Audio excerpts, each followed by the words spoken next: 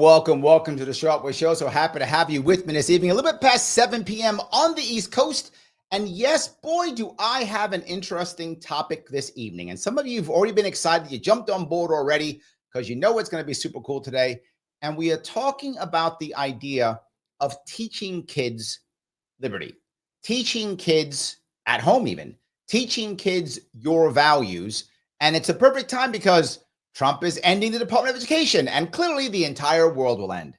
And as the world is exploding around us, what can we do? Well, I know someone who I think is going to have a couple of answers to that.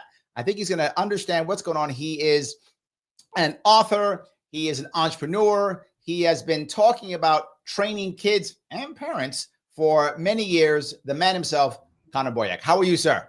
I'm doing awesome, Larry. Thanks for having me on. Absolutely. Happy to have you. And look, I have to go right to the point, what everyone's going to be talking about, which is the DOE, Federal Department of Education, going away. And there are a lot of people who are afraid. And you hear them literally say, oh, my kid's not going to be educated. The world is ending. Lots of fear. But I feel like there's a secondary part of people, or maybe a chunk of people who are saying, yeah, it's failing. So what are you going to do? What has anything changed for you since this has happened? No, I mean, I think it's as expected. I mean, we're not going to really see any effect, even downsizing the Department of Education by half, right? No one's going to really notice any change. It's like when Elon laid off 80% of Twitter, the machines still worked, our accounts are still operational. So until we fully get rid of the thing, the problem I'm seeing with what they're doing, frankly, is they're letting these programs survive. They're just putting them in other federal departments as if that somehow solves the problem. Right? Like the perception is that the problem is that they're all under one department rather than separate, but they're still funded at the same level that they were. It's just different bureaucrats managing it. So to me, it's kind of a hollow victory to gut the Department of Education and just move it around. The reality is, however, the Department of Education was created by Carter after pressure by the teachers union. And what did they do? It's the exact opposite. They took these programs that already existed in the federal government and they consolidated them into one department. So they're kind of reverse engineering that now and putting it back where it was, kind of. I wish they'd just fully get the feds out of education entirely. And Larry, I'll share a quick story that maybe you saw this in the news. There was this group that got together, spent a year and a half reviewing how education was going in America. They were trying to assess, how are we doing? Is this fear of parents unfounded? Are there problems? What's going on in education? They spend 18 months doing this study, talking to teachers and students, reviewing the curricula. They produce a report at the end of this study. And in the report, they warned that America's educational foundations were being submerged under a rising tide of mediocrity. Wow. And that if a foreign government they said in the report, if a foreign government had attempted to impose upon America the very mediocre educational performance that now exists today, we might have viewed it, they said, as an act of war. As it stands, we've allowed this to happen to ourselves. Now, Larry, the fib here, the reveal is that you didn't, and your viewers didn't see this recently in the news, as I suggested. This was released under the Reagan administration in 1983. Over 40 years ago, they said that there was a rising tide of mediocrity in the schools, just a few years after the Department of Education was created, by the way. So the department just made sure it stayed. Right, exactly. It's consolidated and institutionalized that mediocrity. Oh, my God. Yeah, you brought up a very valid point that I am concerned about, too. Now, of course, I want the government to get smaller, obviously. Of course, I want less centralized control, obviously. But the problem is it reminds me a little bit of Obamacare. And hear me out on this. When Obama brought up Obamacare, he made up the marketplace. See, it's the free market. And if Obamacare doesn't work, see, free market doesn't work because he made the marketplace. I know some people who are listening right now fell out of the chair. I know, but that's what he did. So my worry is we create Doge, we get rid of Department of Education, nothing changes. See, Connor, you were wrong the whole time. We tried to fix it, we got rid of it, and nothing changed. See, we were right. More money was the answer. No, I think you're not wrong. There will be people who make that argument, right? So we have to be prepared to counter that. In my mind, the best thing that we can do is show clearly that since the Department of Education was created, over 40 years ago, education outcomes have not improved, by the way, but they have consistently declined. We have had a steady dumbing down of curriculum. I'm sure you've seen, Larry, online. You can find 8th grade exams from like a century ago. And as an adult, as a competent, professional, intelligent adult, you go try and take that 8th grade exam and you struggle because, oh my gosh, they're asking things that I never learned in school. And I don't really think about it that way. So we've had this consistent dumbing down. So anyone who wants to defend the Department of Education, I think the onus, the burden is on them to be able to justify, like, if we're going to allocate this level of taxpayer investment and government involvement, then can you point to any like successful outcome that the department has been involved in? Frankly, like you and I think are going to agree on the fact that we need to get government entirely out of education. This is not a role of government. Yep. We need competition in an actual education marketplace, not in a fake marketplace of a pseudo monopoly that we give to public schools. Well, that's what the wealthy get, which is what I keep telling people. The wealthy go to private schools and they pick and select. The schools have to do something, or the wealthy don't send their kids to the school. The wealthy are in a competition. They're in a market-based environment. That's right. And so I'll throw the question to you, Larry, and if we want to go down the tangent, we can. What are your thoughts then on these education savings accounts and these scholarships where families can get some of the tax dollars, and rather than putting their kid in a public school, they can then take them to a private school or homeschool them using tax dollars that they otherwise might not, as a as a middle or low class person, they wouldn't otherwise have the financial resources. Libertarians are mixed on that approach. What are your thoughts on it? I actually would rather have a system similar to, when it comes to paying for schools, similar to Singapore or similar to Norway, which is a sovereign fund. I think sovereign funds are the right way of doing it. Socialism is wonderful when it's someone else's money, and sovereign funds are literally that. So that's why I like, if you're going to be socialistic, use someone else's money. That's the best way of doing it, right? So they do it. Norway can pay for all types of things. It's $1 trillion fund. So does government of Singapore. So New York State should create what I call the New York State Social Trust.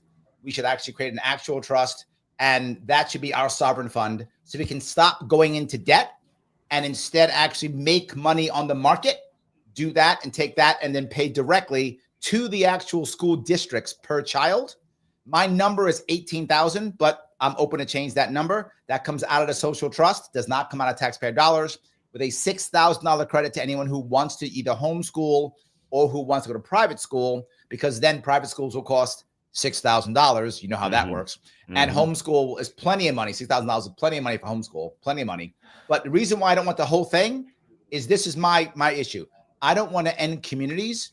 And as you know, very often kids who go to private school or homeschool are separated from all the other kids. So the reason why it's only a credit is because if you homeschool your kid or private school your kid, you should still be able to use the local school facilities, being a football team, being a math club, library services, all those things anyway, so you can keep the community together. That's just my view. Well, and I think what's interesting is you get states like New York where the education costs are much higher than where I live in Utah, for example. The highest, my friend, the highest. Yeah. In fact, I think it's like 23 or 20, like 23. Last I looked, it was in the 20s. Those are rookie numbers. We're at 35,000 per kid now. Oh my gosh. Yes. Oh my 23. Gosh. I wish it was 23. Ours is a third of that. And then I think the thing that the, COVID epidemic taught all of us when we all became homeschooling parents for a few weeks. I've been a homeschooling parent forever since my kids were born. But when everyone became a homeschooler, I think we all realized, oh my gosh, like educating children can actually be done very efficiently on a time basis, very cost effectively. And so then you had pandemic pods, right? Which were these teachers figuring out, oh, I can be an education entrepreneur, get rid of all the bureaucracy, get rid of, everything else. I can do what I love, which is teaching, and not have to just regurgitate Common Core and absolutely, kiss the ring. Now those pandemic pods have transitioned into what we call micro schools now, where you still have these teachers with a high level of autonomy and academic freedom, being able to teach and finding creative different models of pedagogy where kids are learning in all kinds of different ways. So I'm very bullish when it comes to education. Like, looking historically, there's a ton of problems, but I think the toothpaste is out of the tube. And so many families have now realized, like, why am I going to continue to put my kid into this environment that, by the way, not only has intellectual indoctrination that we have problems with from a values perspective, but also like toxicity from a social perspective of 100%. bullying and drugs and sex and everything else. So I think the toothpaste is out of the tube. And I think more and more, especially with AI, parents are going to realize like we need to rethink how we're doing this, because there's way better ways of doing it than the way we've always done it. Well, before. I want to even go to where the teachers are, right? The teachers, the number one reason why teachers leave is not because the kids are bad or because they're burned out. Number one reason is bureaucrats tell them what to do. They have no freedom. They have no creativity. They have no control. In New York State, at least I know this, they go to school for years and get multiple credentials to come into a classroom and be told, do exactly as I say by a bureaucrat. And worse, if you're savvy at all as a teacher, if you're not totally dedicated, you become an administrator because you make more money and do less work. Don't talk to the kids even. Yeah. So we lose our best teachers either to administration or just burnout. They leave. They go, I'm tired of this stuff. I don't want to do this anymore. I would say on top of that, an even worse crime is that the very people who become teachers are the ones who go through these credential institutions rather than the intellectual experts. You can get a rocket scientist from, say, Boeing or SpaceX who retires. He's made a bunch of money with his stock options. He wants to give back, and he wants to teach at his grandson's high school, right? And this is a literal rocket scientist who would be an amazing person to teach physics or whatever, right? And what does the school say? Sorry, you don't have the right teaching credentials. Like, we have lost our minds if we're just having these people who go to teacher training colleges learning about, classroom management and behavioral science and thinking that's who we want instructing our children. Well, not just that. Again, I go back to the wealthy here in New York City. Private schools don't follow the same rules, to your point. If you're a rocket scientist, you want to teach at one of the private schools here, you can. They don't care. Yep. They don't follow the state rules. They don't have to, right? But of course, you're paying anywhere, low end in New York City, you're paying 15 grand a year. High end, you're paying 40, 50 grand a year. And that's not even college, right? For the very wealthy schools here. But you get that teacher. That teacher shows up and is there. You do get that in private schools, which is what I keep saying. I hear so many people say, we have to punish the wealthy and then give everybody the same thing. And what I'm saying is, wouldn't we want, instead of punishing the wealthy, give the people who aren't wealthy the same system the wealthy have, right? They have a market-based system. They have a system to where that rocket scientist can come and teach your kid. They have that system. So we're purposefully not giving it to them. And the worst part is, if we actually do this and we give the schooling for all, more money to it, whatever, the wealthy aren't going to join that system. They're still going to keep their system. That's why they don't care. They're like, great, you poors have that system. We're wealthy. We're going to have our system anyway. So you poors will think you're being happy, but you won't, right? It reminds me of that cartoon. I'm going to butcher it, but someone's complaining about a problem. And then the other person says, like, here's your solution. Like, I fixed it. And then the original person replies, I don't want a solution. I want to be angry. Yes. Absolutely. It's like you're saying, like, we could bring these market-based principles and actually like solve the problem, but they're so trapped in the status quo, the way it's always been done. The teachers unions are protectionists trying to defend their turf, that we're unable to implement these creative solutions, which, I mean, we're not unable to. There are, from the outside market forces, they're coming in, but it's hard. Yeah. Phil says DOE, more like DOI, Department of Indoctrination. I think more people are seeing that, but then let me walk down that road. If they're indoctrinating, who is our enemy? I mean, you talked about the idea of, we're fighting. Is this a war? Is this, I know you've mentioned before, is this a psychological war? Is that what we're fighting right now? Is this like the CIA doing some crazy thing, right? Well, what are we fighting here? And who's our enemy? The first thing I like to say is that frontline teachers don't sign up to indoctrinate children. These people who go into this profession, by and large, love kids. They love teaching. They want to help. So the issue, from my perspective, although they're complicit and part of the problem, it does not rest on their shoulders. I think it's the nature of the system itself. So you have to look at the system's architects. Who built this system and for what purpose was it created? Let's pull out the schematic. Let's look at the original people. And then you get into the Horace Manns and the John Deweys and all these guys who architected the early American education system based on the Prussian model, which was a highly militaristic and rigid and consolidated form of education, a very authoritarian model where you follow instructions, You do what you're told. There's batch Wait processing. a minute. Germans would do that? No. You'd be shocked, right? And yet that is the model that was imported here in America. And that is the model that has persisted for decades. What many people don't know, we call them public schools today. They've had other nicknames over the years, over the decades. But for a long time, multiple decades, these schools were called factory schools. That was the common name of reference. And that was because you have the rise of the industrial era, you have the progressive era, you get the machinery of industry.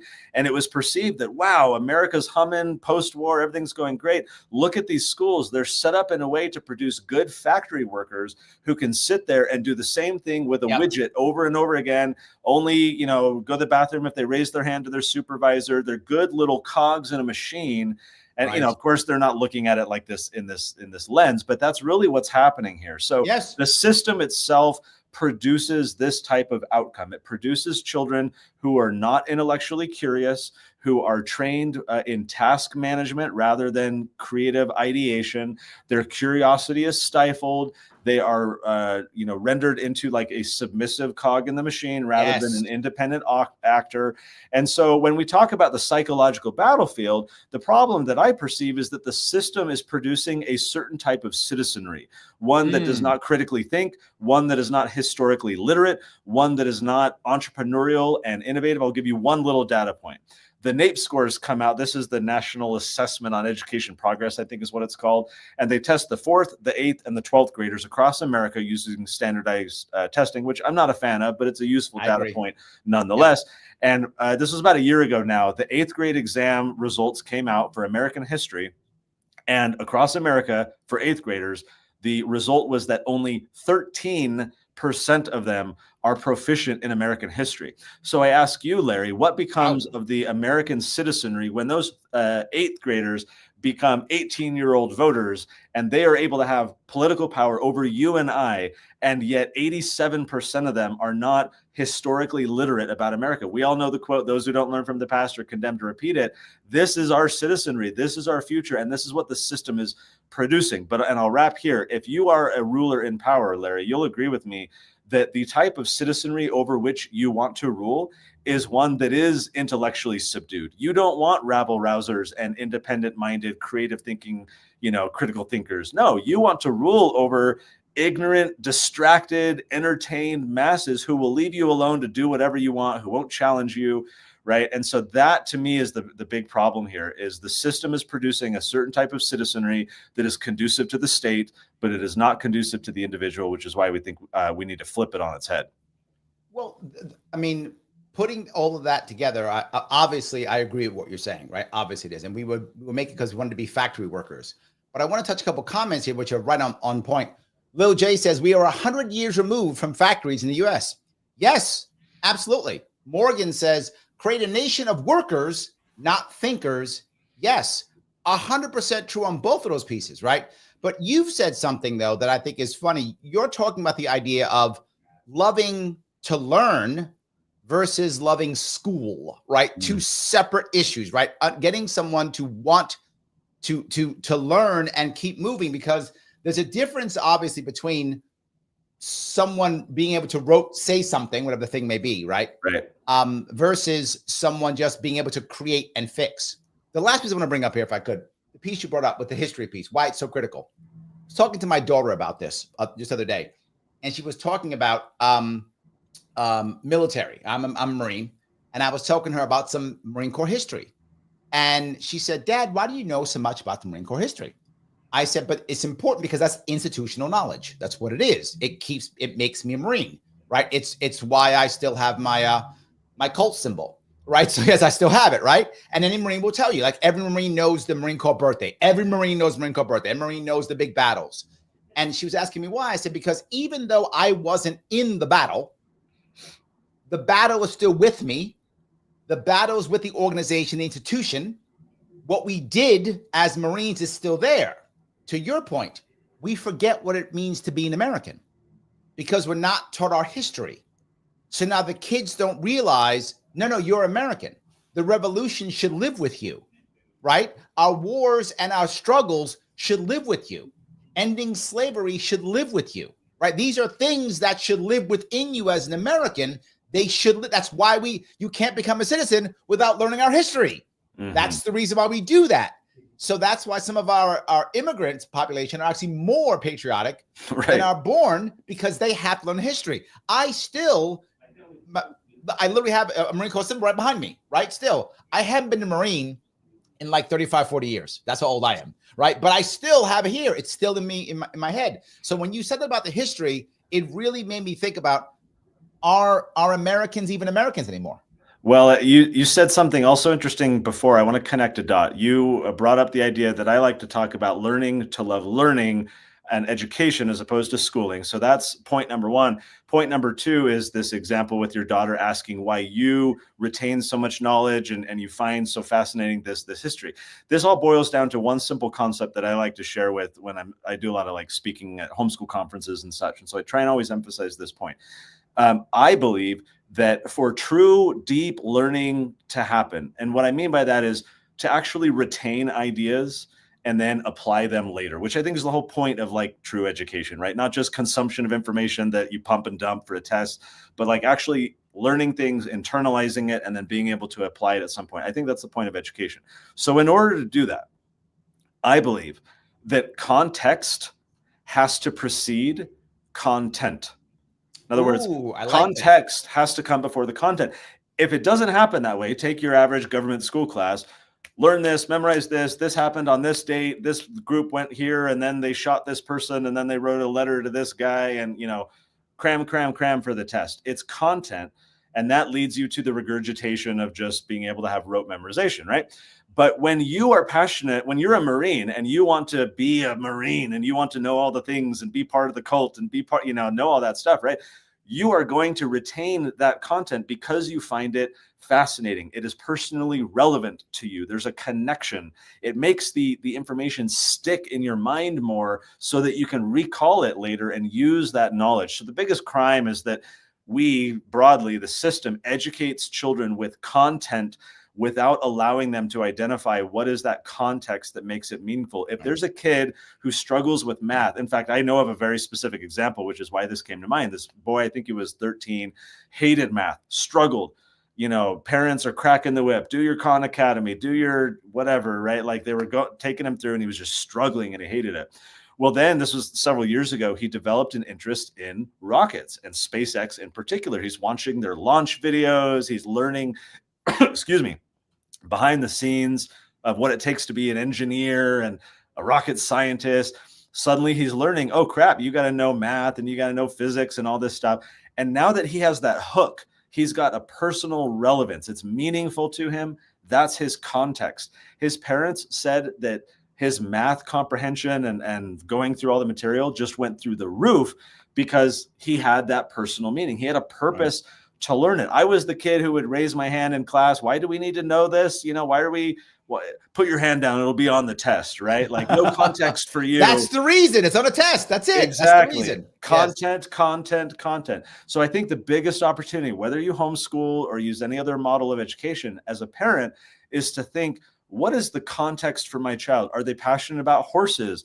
Do they want to be a little entrepreneur and start a little lemonade stand or something, right? Do they care about Pokemon or whatever it is, right? Yep. Find what their context is, and then you can fit all types of content into that. I wrote a book about this called Passion-Driven Education for anyone curious about it. The whole idea is use your child's context. They already have interests and passions and curiosities.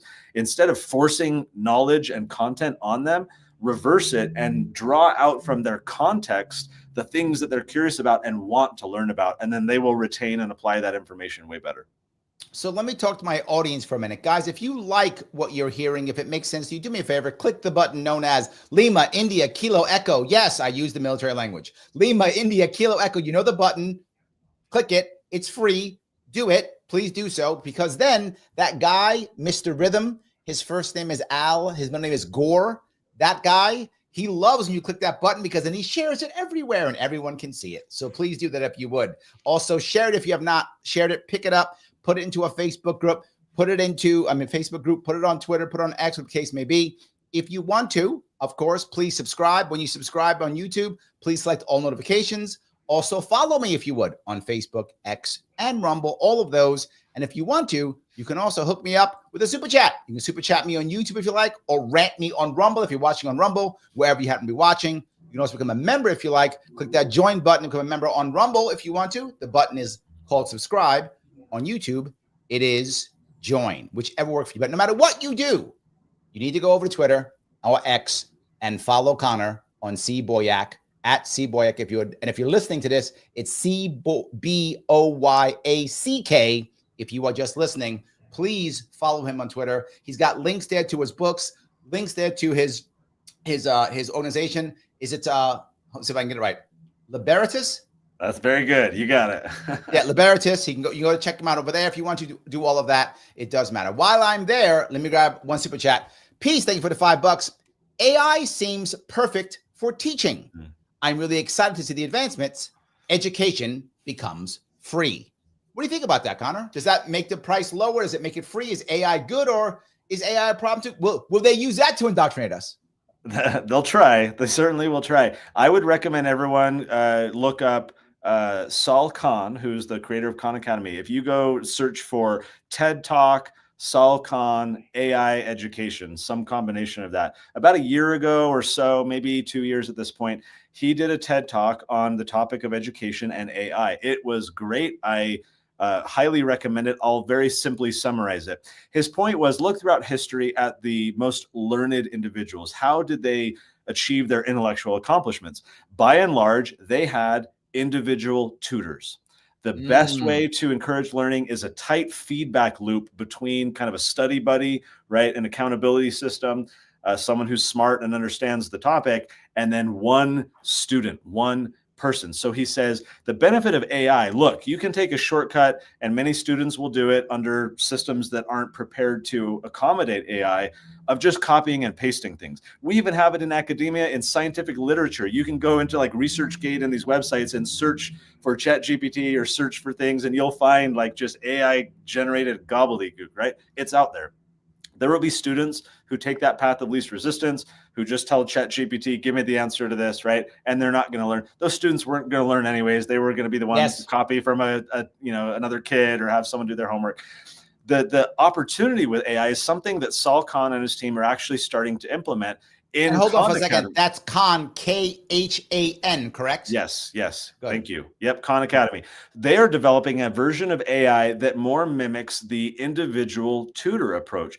Who your tutor is never going to give you the answer and just say, here you go, just enter that. They're going to ask you questions. They're going to use the Socratic method, try and draw insights out of you and get you to start to learn it. So they call their tool Conmigo, which is a play off of the Spanish conmigo, or with me.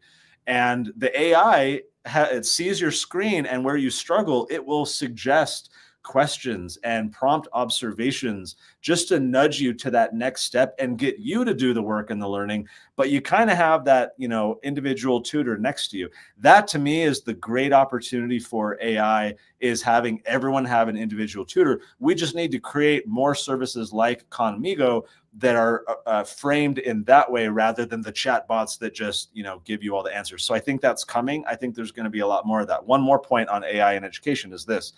I am excited because I think what it's going to lead to is more competency-based examination, rather than regurgitated information and essays, which AI can easily just, here's your answers, here's your essay, here's your whatever. But if I have to stand in front of my teacher and give and do an oral examination, or even over AI, I mean, there's even a company now creating AI avatars, and you have to engage with the AI avatar, and they will ask you questions, and you have to be able to answer it in real time.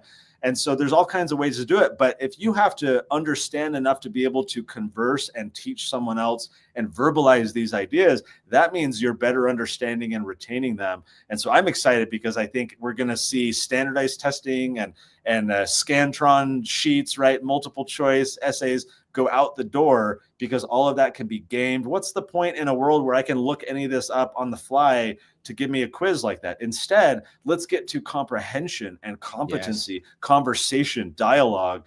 I think that's where we'll see the good education models go over the next few years. Well, you just made Peace's day, so that was nice. By the way, Stelline has become a new member. Thank you for the membership, my friend. I appreciate it. Every member matters. I appreciate it, guys. Thank you so much for that. So let me then, if we're going on the road of AI, do you think then at that point? Well, the reason why I say this is I've mentioned this before. In the current system, particularly I know New York very well. The system is so broken that the people who do well are people who either can afford tutors or who have somebody at home who can function as a tutor, either a mom, a cousin, grandma, grandpa, someone at home. And you see that constantly. Tutors, there are lots of people in New York City, who make a living tutoring, lots of them, because that's how you get ahead. So your point is there. Are we going to put the tutors out of business? Oh no, there's going to be a tutors union that's going to come after you now, Connor. So you got to watch out for the tutors union. You might watch out. I think we're definitely going to see a lot more AI playing the role of tutor. I think overall that's a good thing. And I think especially think of like a Duolingo where they gamify knowledge acquisition. Yes. And I think you can couple an AI individualized tutor with a gamified approach that's actually going to get kids pumped to learn and to do these things because they're going to get their little badges and their coins. Right. And, you know, my daughter uses an app right now. I think it's called Finch. And it's basically like a to-do productivity type of app, but there's like a bird and she gets to dress her bird differently by buying outfits that she uses with her money. My daughters would love that. They would love that. But it works. And every morning she's like, I got to get these tasks done in order to like feed my bird for the day. And so I think that's, you know, leaning into the AI. I think if you couple it with gamification, and especially if we can hook in children's context, the things that they're naturally curious about, and get personalization. The problem with software systems is it's usually one to many. I create it, you all use it. It's hard to personalize that. But with AI, you can upload an avatar and tell a little bit about them. Hey, here's my curiosities and my interests. And suddenly every interaction you have with that AI individual tutor, they're finding ways to ask you questions, right? Rather than, hey, write a sentence about a flower so that we can practice your penmanship or your English or whatever, right? Rather than a boring sentence about that, hey, you're really curious about, you know, buildings, construction. Great. Write me a sentence about building the tallest house, you know, and just connecting it to what they're curious about. Again, I'm super bullish when I think about the future because I think these technologies have the potential, if used the right way, to really enhance and increase and improve learning quite a bit. So let me walk down a different road, which is similar, but Kim brings up this valid point. She says, moral standards should be taught at home by family. Department of Education has gotten way out of control. Society will teach them what we as parents and family don't. It's our job to get them ready for it. Now, you've brought something up which I wanted to bring up. The idea that somehow in America, we find it normal, or have it in the past, not so much now, but in the past, that we would teach our kids our religious, you know, thought processes, our religious values. If we're Christian, we might teach out of the Bible. If we're Muslim, we might teach out of the Quran, whatever. We would teach our religious morals and values was common. That's less and less common today, but that was very common. People still do it, but it was very common and natural. No one thought it was weird. They thought that's normal. You're a Christian, you teach your kids to be Christian or whatever, you do your thing. But we didn't. We stopped teaching our kids, or maybe we never did teach them, teaching them the ideas of like, how do we feel about economics? How do we feel about society? How do we feel about government or civics? We like didn't teach that. And we think, well, that's the government's job. And where do you stand there? I think Kim's bringing up a very valid point. I think she is as well. And this is something we've done a bit of focus group and surveying on because you are hitting the nail on the head. So many, take your average like Christian conservative parent to use a particular avatar. And you're right. They'll take their kid to Sunday school and do little Bible studies. And here's the illustrated Bible for kids. And they're completely comfortable doing that. But for some reason, and this was the question we were trying to get at the root of, why aren't they doing this for their more like political, civic, economic principles that they deeply hold? They're passionate American, you know, freedom lovers, whatever. But why aren't they transmitting that to their children? And there's a few answers. The key one that came out of our learning, and it won't be a surprise, was that the parents had a high interest in their children learning these ideas, a high level of interest, but they had a very low level of confidence in their ability to teach it to their children. And Got so it. it was a feeling of intellectual inferiority and incompetence. And they felt like, and it often these parents would articulate, it was never really intentional or conscious that they would say, yeah, I want to talk to my kid about, why free markets are important and why socialism is bad or whatever. But I decided not to because I don't really understand it that well myself. It was never, for most of these parents, really like conscious thinking like that. It was just the byproduct of how they feel about their own comprehension level. So what we realized is that, wow, these Tuttle Twins books that we're doing, for example, we were marketing them as like children's books, which they are, right? That's the but you were getting the parents too, though, weren't you? But 53% of the parents, when surveyed, say that they are learning new things themselves for the first time. So we realized, wow, these are family educational resources for parents and kids. Now, the sneaky thing is that if I were to go to a parent on the sidewalk, like I'm staring outside my office window right here. Let's say someone's walking down the sidewalk. I stop them and I say, hey, here's this book, Economics in One Lesson, or Atlas Shrugged, or pick your book, right? You got to read this. It's really going to help you understand how. Don't give them Atlas Shrugged. Don't do it. Don't do that one. Pick your book, Road to Serfdom. Perfect. Okay, good. Whatever you want to do. Yes. And so the chances that individual reads that book, I think, are very low, like probably sub 2%, of someone who will actually like crack it open and read a book like that. By contrast, if I stop that same gentleman on the side of the road and I say, hey, do you have kids? Yeah, I got a 13-year-old, a 9-year-old. Great. Hey, do you think it's important for them to learn how the world works, how to be successful, right? I think every loving parent says, well, yeah, I want my kid to learn that. And then I say, hey, great, here's some books. You don't need to have any knowledge. You don't need to have any prerequisites. Just read some fun story time books after dinner with your kids. By the way, at the end of the book, there's some terminology of the new terms that we introduced, a little glossary. There's some discussion questions for you and your kids to talk about these things together. I think the likelihood, I know we've seen the likelihood that individual gets the books, goes home, reads it to his kids is super high because he wants the best for his children. Right. But the devious thing is that his guard is down. If I had given him the Road to Serfdom, he would have been like, oh, I'm too busy. Oh, I don't need that. Oh, right. I don't read that much. But if I go through him to get to his kids, his defenses come down. He's reading at night with his kids, and suddenly light bulbs are turning on in his own mind of like, oh, I suddenly get what inflation is. Wait a minute. Are you the indoctrinator? Exactly. Oh, yeah, 100%. 100%. I used to shy away from that term, but now, and propaganda as well, but now I admittedly embrace it to say yes, because everything is indoctrination. Yes. What is that? It is teaching the doctrine. Some type of doctrine is going to be taught to our children, whether that's socialist or capitalist or communist or whatever, right? Economic ideas, political ideas, civic ideas. Your children, our children are all being shaped by intellectual forces trying to appeal to their hearts and minds. Why would we not engage in that fight? Why would we not compete for the attention and the loyalty and affection of our own children when they're being assaulted at every turn by people who believe very differently from us? So yeah, we have to indoctrinate. We have to push out propaganda. What is that? It's the propagation of ideas. Some ideas are going to be propagated into our children's minds. I would rather it be things based on true principles of the ideas of human flourishing, as opposed to, victimization and DEI and entitlement and all the rest. So I think we do have to compete for our children's minds. And if we don't, then they're going to become casualties in this ideological war. And that's a good point. I got a couple questions from the audience I want to ask, and I got a couple more too. But before I go there, can you tell some of the people kind of what you're doing and how they can find out what you're doing and kind of check it out? You brought your books up, Tuttle Twins. Please talk about that for a few minutes. Yeah, absolutely. So the Tuttle Twins, we have books from toddlers all the way through teen years as well. We've got a cartoon with Angel Studios. We've got an academy with a bunch of great teachers. All of that you can find at TuttleTwins.com, or we're all over social media on Tuttle. If just look up Tuttle Twins. One other fun thing, kind of an outgrowth of the Tuttle Twins. Again, the point of education is action, is to apply these ideas. We launched a program called the Children's Entrepreneur Market. Think of these like farmers markets, but kids run the whole show. Mom or dad or other trusted adult can help set up their little booth, but then they have to sit back and let the kids run the whole show, count the money, haggle, dispense the product, answer questions, resolve concerns.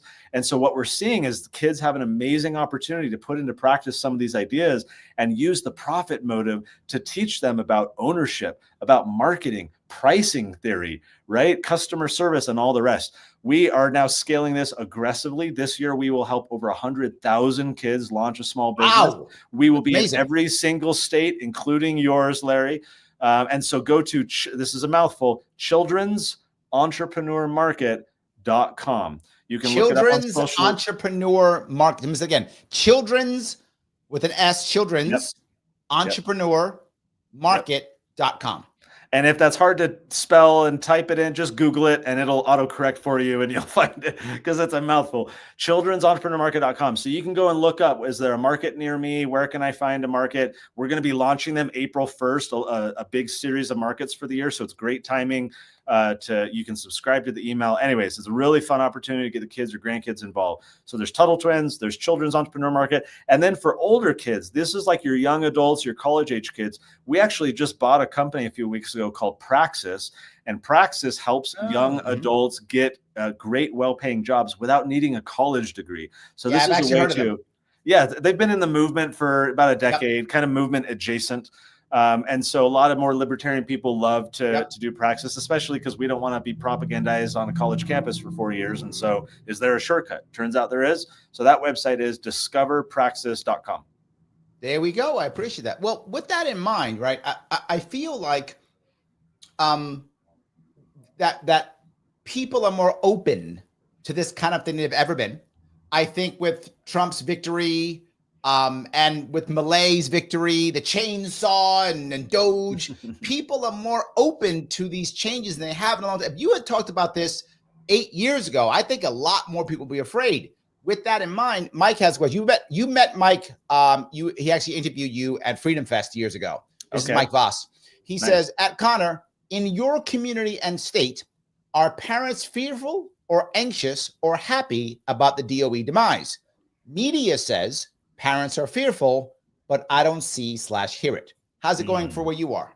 That's a great question. I can speak to Utah where I live, but as I said, I speak to a number of groups around the country. And so I have a little bit of a pulse on other communities as well. I would agree with Mike. I don't see it as well. Certainly there's a self-selection bias where I'm talking to more like libertarian, conservative, freedom-minded type parents. Whereas you look at the people still double masking, to this day, and the more lefty type of people. And they're like, I live in New York City, my friend. I get it. You're very well familiar. I was in LA just a couple of days ago and I was like, oh my gosh, there's still so many of you that are masking. You talk to those people and they're only listening to MSNBC. They're getting a very distorted, perspective on what's going on. I think it's a very irrational fear because they've somehow conflated the Department of Education with the education of children. Yes. And therefore, ipso facto, if you get rid of that, then you hate kids and they're all going to be, ignorant bums on the street. And so I think that's born out of ignorance. I think that's a very small subset of Americans buy into that. Look at the favorability ratings of the Democrat Party right now. It's in the toilet. I think most people are waking up to the fact that, wait a minute, we've been sold a narrative that turns out is not true. Things are not as they seem. They're actually better than I was told they were. Things are not so bad when Trump won. Things are actually improving. The price of eggs is, crashing down. Like the world is getting better. They're cutting all this fat from the federal government of all these billions of dollars being given to NGOs that are connected to Democrat operatives. So I think the more people learn this stuff, the more this comes into the sunlight. I think the more people realize, like, wait a minute, I was being spoon-fed a narrative that was wrong. Let me now start to question more openly. Like, how many people have we seen, Larry? You've seen it over the past months, especially like during the kind of whole Trump campaign, of leftists who were kind of having their red pill moment of realizing, oh my gosh, I've been lied to. I was only watching CNN and now I realize, like I had this experience or whatever. And the popular people brought them over too, like the Joe Rogans of the world, right? Like the Elon Musk of the world. RFK Jr. clearly brought a bunch of Democrats over. Tulsi Gabbard brought Democrats over. Yeah. Yep.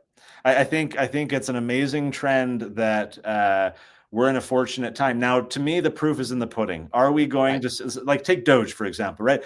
I see someone like Elon, and I see a guy who likes to be in charge, who does a very great job of being in charge, but he's able to captain a ship very explicitly in his companies and say, here's what's going to happen. Here's what we're going to do.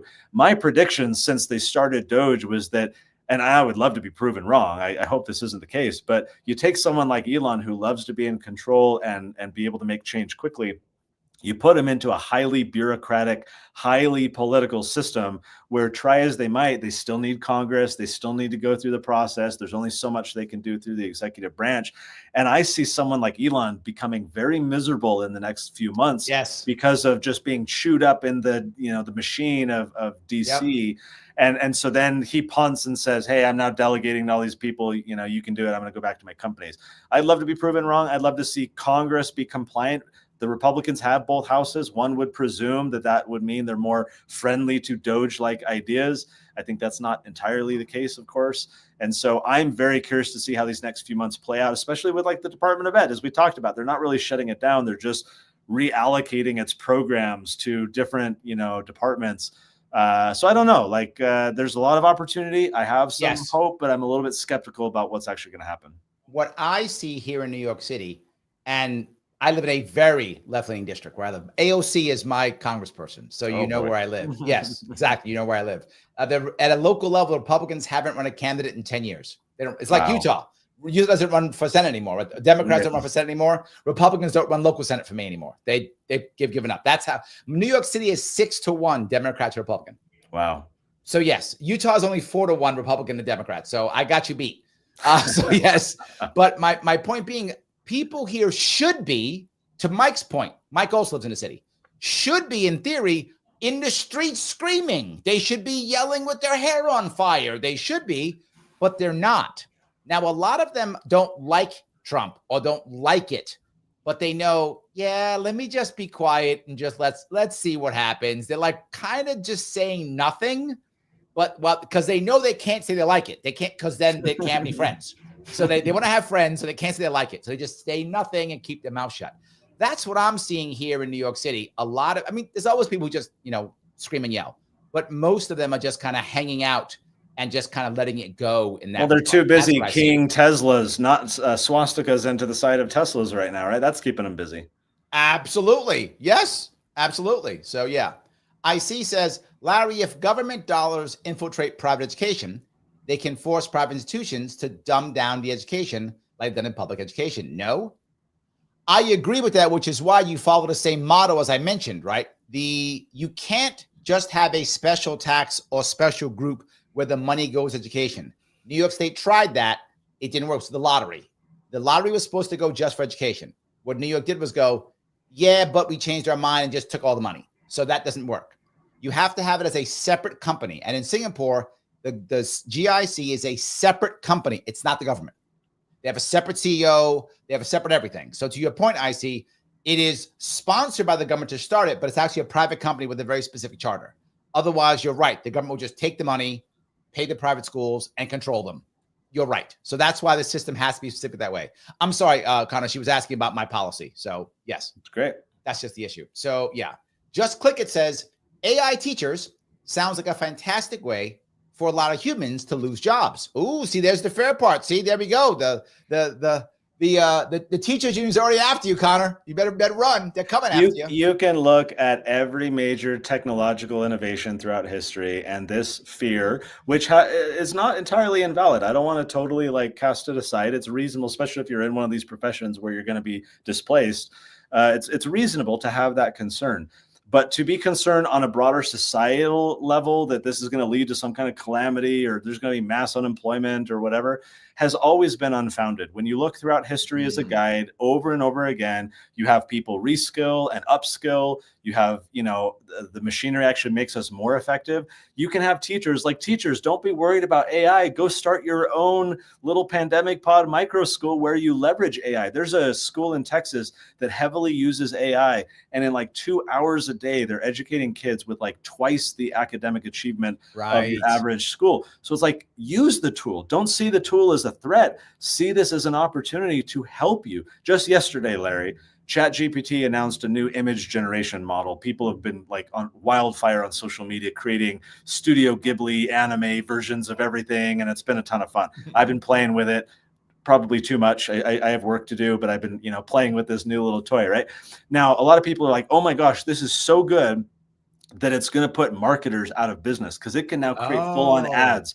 I could give it a Tuttle Twins book and say, I want you to create an effective ad, and it will intuit what is an effective ad to pitch a book like this, and then it will design it. Now, is it perfect? No, I'd probably want to tweak it a little bit, but it does 98% of the work, and now I can have my designer now I don't need 4 designers. I only need 1. I only need Right. 1 part-time, right? Right. And so, you might look at that and say, oh my gosh, this technology is putting marketers out of business. But the good marketers are leveraging this technology to do an even better job for their customers. And then other people, they're going to find other jobs. They're going to become prompt engineers. They're going to, AI is not going to fully displace people. It's going to empower us to do more human work, more effective things, rather than just I type on a computer and I copy and paste and I take one. It's the whole, what's that movie, Office Space, right? I take the forms from the down to the, no, my secretary does that. I'm a people person, right? So sure, there will be some transition, but by and large, I think technological innovation is always a good thing. There we go. We have a fan here. Super Weapon says, great episode with Tom Woods the other week too. He says, glad to see you on with Larry, Connor. I'm on the libertarian circuit. There we go. Yes, well, it's a fun thing. I'm better looking than Tom Woods, so don't forget that, number one. Second, him and I, by the way, we did a kids movie together, a cartoon together, Gullible's Travel. Jonathan Gullible, yeah. Yes, I actually play the barber. So nice. I'm the voiceover. He does a whole lot more voice acting than I'm only the barber. So, but anyway, basically, I'm Denzel Washington now. So that's basically who I am at this moment. Next time I see you, I'm calling you Denzel. That's it. I appreciate it. Yes, I need more ladies to call me that. But maybe we'll see what happens. We'll see what happens. Peace, thank you for the next $5. I appreciate it. I thought they were just moving some important divisions, like Department Ed, from Department of Ed, like disability. That's his point. They are moving some things around. I don't think they're getting rid of anything, are they? I mean, they've cut the workforce, but the programs, I've not heard of cutting any functional programs, perhaps in part because Congress needs to sign off on that. There's limited things that a president can do to, totally shutter a funded program from Congress. But my point would be, where in the Constitution does the federal government have any role in disability, anything for education? At a minimum, that's a state level role. I would say it's not even a government role. That's a charitable, community, societal function to play and help those kids. But there's nowhere in the Constitution that the feds have any authority to be doing that. So they need to get out of the business entirely. There we go. So before we wrap this up, Connor, anything I missed, something you want to say to the audience before we wrap this up? Oh, gosh. I would say we touched on this a little bit before. I believe that we are in a psychological war, that our children's minds are ground zero for the conflict. Think of it this way. You would never send you, like you were a Marine. It would be unconscionable to have sent you to some far-flung battlefield without body armor and weaponry, knowledge of the enemy, rules of engagement, right? Like if you were to put on a battlefield without any of those basic requisites, like that would just be ridiculous. You would never do it. And yet I contend that parents send their children out into psychological battlefields without body armor and weaponry and knowledge of the enemy and rules of engagement. And if we don't fortify our children's minds against all the indoctrination and propaganda that we disagree with and don't like and find to be problematic, they are sponges. They're going to soak it up. So my plea for parents, for grandparents, we have to be intentional. Especially, we can't think, oh, Trump, won. Things are great. It'll be more libertarian. It's over. Yeah, like it's more libertarian friendly, right? We can go back to sleep. No. The system is so deep, so entrenched. It's not just the federal, it's the state, it's the local governments as well. We have to be intentional in this psychological battlefield. We have to talk to our kids about these ideas. That's what we're trying to do with Tuttle Twins, empower parents with resources to make it stupid easy to fortify their children's minds with true principles. Just read a fun storybook. That's it. Have a conversation. So let me touch a Tuttle Twin. Shelly says, my sister's grandkids have all Tuttle Twins. Awesome. There we go. Thanks, but IC asked a question. She says, any coupon codes for his product? Are there any? That's a great question. I know. I wish I had more. I know one we're doing right now is a promo with Charlie Kirk that we recently launched. So if you go to TuttleTwins.com/Charlie, I think that's going to get you a discount on that bundle. Here we go. I should have come up with one just for you, Larry. But yeah, use coupon code Charlie on the children's books, and that'll get you. There we go. And all of his data is in the description on Facebook, also on Rumble, and also on YouTube. Wherever you're watching, it is there. Connor, I want to say thank Love you it. so much for coming on today. I really appreciate your time. I really appreciate it, brother. I will see you very soon. Everybody else, please do me a favor.